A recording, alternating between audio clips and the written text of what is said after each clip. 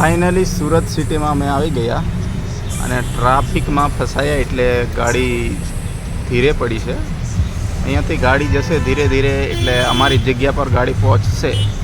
હાલ તો વાર લાગશે, 10-15 કિલોમીટર છે. જો ટ્રાફિક જામ થઈ જાય એટલે આ ગાડીની લાઇટ ચાલુ થઈ જાય. આગળ બસ, આ બાજુ પોલીસ સાહેબો કેવા ભાડા દેખી.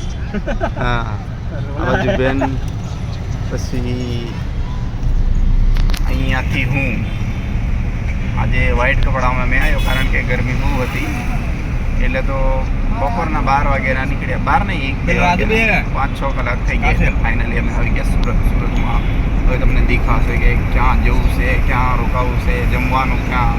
તો કરશન જાય ખાવા ગયો કરશન ક્યાં જવું છે બોલ ખાવા, એ બધું બહાર દેખાશે. હોટલમાં જઈને ફ્રેશ ફ્રેશ થયા પછી ખાયા બાય આગળ पाछड़ जो गाइस हम राकेश भाई लोग पुलिस भाई के साथ आ चुके हैं. ये फॉरेस्ट भाई है और ये नानबू है फॉरेस्टर और ये हमारे टीचर के हैं फॉरेस्टर.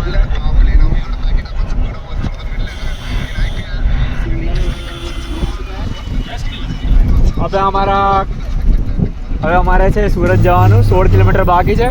રસ્તામાં ટ્રાફિક બહુ મળ્યો છે અને અમારા કરશનભાઈ હેવી ડ્રાઈવર છે, બોલેરોના ડ્રાઈવર છે અને આગળ ફોરેસ્ટર ને પીએસઆઈ બંને લોકો ચાલી રહ્યો છે ને આગળ રાકેશભાઈ બરાબર મચાઈ રહ્યા છે માહોલ. આગળનો બ્લોગ રાકેશભાઈ સાંભળશે. मैं थंबाड़ू.